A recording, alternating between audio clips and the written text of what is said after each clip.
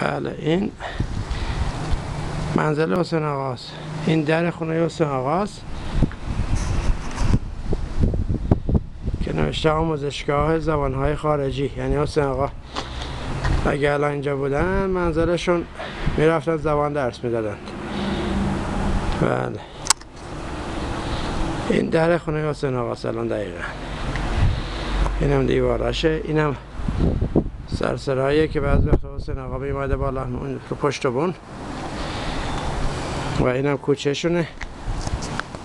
یادم اون زمان ها بخیر میمادیم خونه حسین آقا. بله این الان بله این الان خونه حسین آقاست. اینم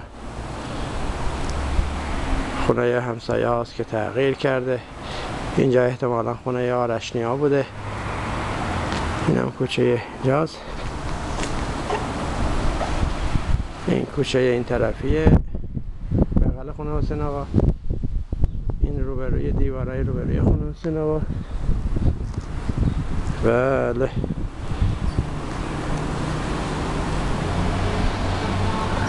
این خیابونه که افتاده و دوباره این خونه حسین آقاست. موقعیت خونه حسین آقا را الان به فیلم کشیدیم یا به تصویر کشیدیم. به تصویر، به فیلم برداشتیم. بله اینم کندیوار خونه حسین آقاست که یه زمانی کوچه‌ای بود. ما چرخمون رو میذاشتیم اینجا و میرفتیم منزل. الان به این حالت شده. بله حسین آقا کجایی که خونه دون چی شده. بله خب امیدوارم که روزی حسین آقا دوباره بیاد اینجا و خونه رو ببینه. بله اینم من